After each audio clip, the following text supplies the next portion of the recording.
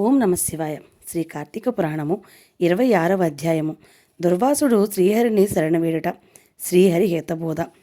ఈ విధముగా అత్రి మహాముని అగస్త్యునితో దుర్వాసుని కోపము వల్ల కలిగిన ప్రమాదమును తెలిపి మిగిలిన వృత్తాంతమును ఇట్లు తెలియజేశాను.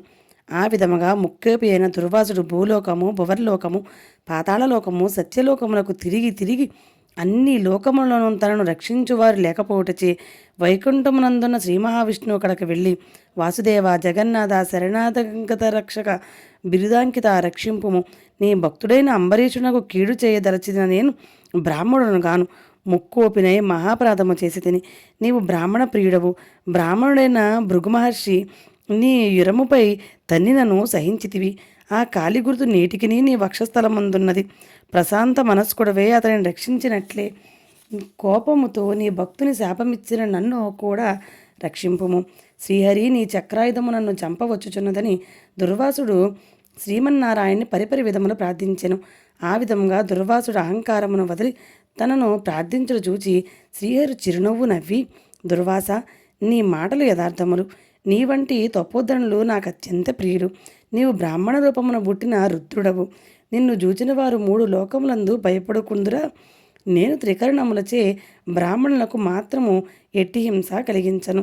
ప్రతి యుగమునందును గో, దేవ, బ్రాహ్మణ, సాధుజనంబులను సంభవించే ఆపదలను పోగొట్టుటకు ఆయా పరిస్థితులకు తగిన రూపములు ధరించి దుష్ట శిక్షణ, శిష్టరక్షణ గావింతును.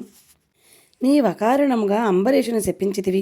నేను శత్రువునను మనోవాక్కాయమునందు కూడా కీడు తలపెట్టను. ఈ ప్రపంచమందు గల ప్రాణి సమూహము నా రూపముగానే జూతును. అంబరీషుడు ధర్మయుక్తముగా ప్రజాపాలన చేయుచుండెను. కానీ అటువంటి నా భక్తుని నీవు అనేక విధములు దూషించితివి. నీ ఎడమ పాదములతో తన్నితివి. అతని ఇంటికి నీవు అతిథివై వచ్చి కూడా నేను వేళకు రానియడలా 12 గడియలు దాటకుండా భుజింపుమని అంబరీషునకు చెప్పవైతివి. అతడు వ్రతభంగమునకు భయపడి నీ రాగకై చూచి జలపానము మాత్రమే చేశాను. అంతకంటే అతడు అపరాధము ఏమి చేశాను? చాతుర్వర్ణముల వారికి భోజన నిషిద్ధ దినములందు కూడా జలపానము దాహశాంతికిని పవిత్రతకును చేయదగినదే కదా.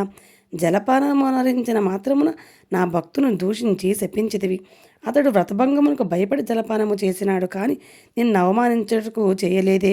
నీవు మండిపడుచున్న బ్రతిమాలి నిన్ను శాంతింపజేయ చూచాను. ఎంత బ్రతిమాలను నీవు శాంతింపనందున నన్ను శరణు వేడను. నేనప్పుడు రాజు హృదయంలో ప్రవేశించినాను. నీ శాపఫలము 10 జన్మలలో అనుభవించుదునని పలికిన వాడిని నేనే. అతడు నీ వలన భయముచే నన్ను శరణు వేడుచుండెను, కానీ తన దేహము తాను తెలుసుకునే స్థితిలో లేడు. నీ శాపమును అతను వినలేదు. అంబరీషుడు నా భక్త కోటిలో శ్రేష్ఠుడు, నిరపరాధి, దయాశాలి, ధర్మతత్పరుడు.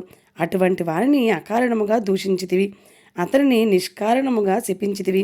విచారింపవలదు. ఆ శాపమును లోకోపకారమునకై నేనే అనుభవింతును. అదెటులనిన నీ శాపంలోని మొదటి జన్మ మత్స్య జన్మ. నేను ఈ కల్పమున మనువును రక్షించు నిమిత్తము సోమకుడును రాక్షసుని జంపుటకు మత్స్యరూపమెత్తుదును.